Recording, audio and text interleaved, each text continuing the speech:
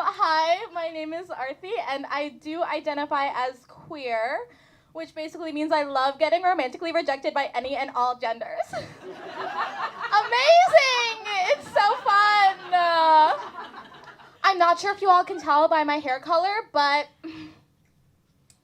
I am grieving! Oh my god, I'm grieving! Yeah, my best friend passed away in the fall. Sorry to bring the mood up from recent politics, but my best friend did pass away in the fall. And I don't know if anyone's ever, experienced a sort of loss that feels like you suddenly have no organs and you're like this floating skin bag of shit. But that's basically what grieving your best friend in life feels like. And so I switched therapists to one who was more attuned to dealing with loss and trauma from loss, because that's a very specific trauma.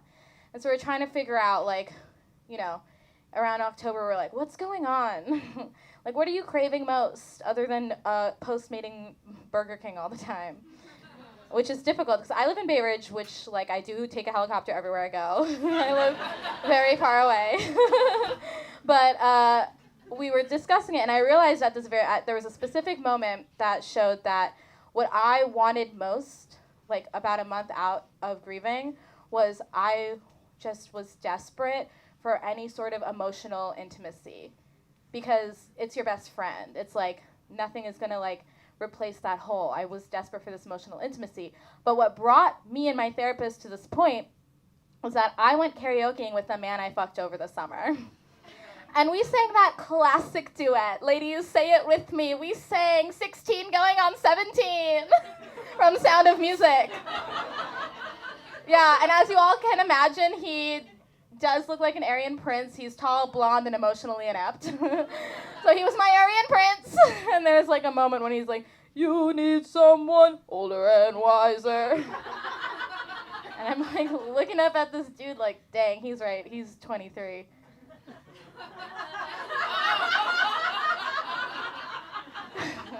My soul simultaneously slipped out of my asshole and my ear. He was right, so I pretty much don't fuck anyone now, which is fun. Not fucking has also made me realize that my period is a lot more regular when I don't fuck, because there's not something jangling up in there that I'm not, you know what I'm saying? Whether it be fingers or dildo. It doesn't, so I'm also okay, I just want to get this out of the way, because I feel a lot of people look at me and they're like, what is she? She's so exotic. What the hell is she? I am a Cancer with Gemini Moon Virgo rising. And I'm fucking sick of all you white people asking me. I am that. But I was thinking recently about, so another side note is about a year ago I got uterus surgery. Yes. Thank you. I got uterus surgery because I really wanted to go on birth control, not because I was scared of getting pregnant, but because I heard it clears up your skin. And I am a woman who has adult onset acne.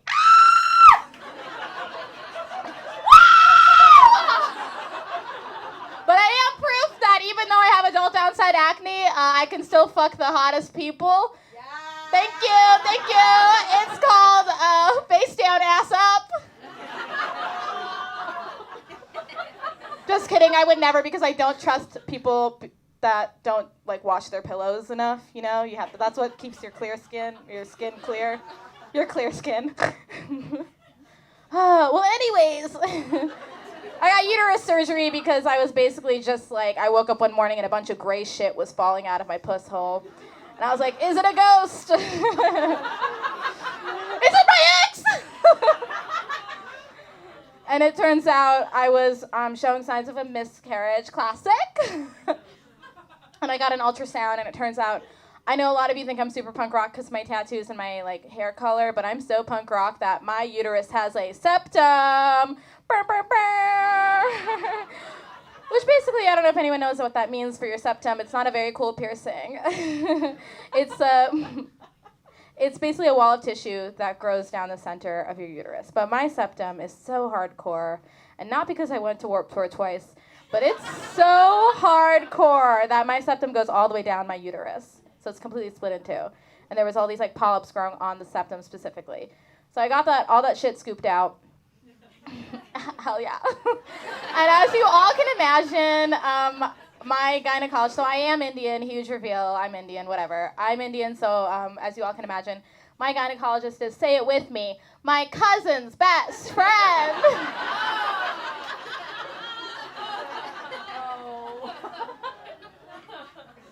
So, you know, Spence, like, scoops it all out.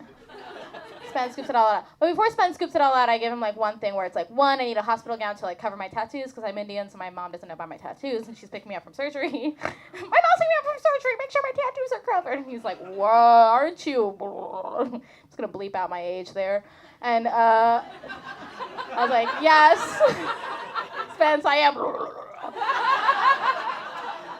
But I need to cover up my tattoos, and my mom's the only person who can drive me home from Midtown to Bay Ridge. Honey, no. So then, the second thing was, like, I don't want any sort of, like, opioid type shit in my veins, because I have, like, a highly addictive personality. You can ask anyone I've ever slept with. I'm addicted! You saw my tits, Spencer, during surgery! Don't give me opioids after. I'm already in love. I love you and your adopted children.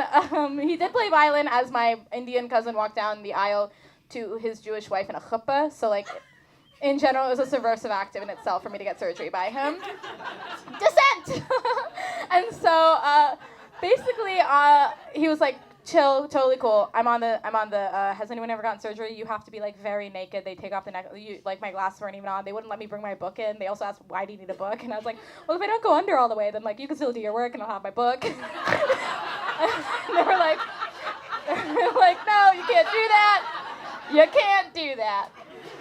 So I'm, like, blind and naked, surrounded by men who are about to do surgery on my uterus. So it kind of feels like an average Saturday night for me. A lot of poking, at least in college. Anyways, no one went to college with me, so they're like, what? And I'm like, I went to jazz school, 75% men. Anyways, different show, different time. And so I wake up and I'm like, something is like weird happening in my brain. I'm getting carried into my mom's car, and my mom was like, yeah, they put oxycodone into your veins. And then I start crying, and my mom told me I started licking the window as we're driving down the highway. And my mom told me that I started crying, and as we were about to cross the Brooklyn Bridge, I looked at her with tears in my eyes and said, I understand the opioid crisis. Thanks, guys. My name's Arti. Thanks.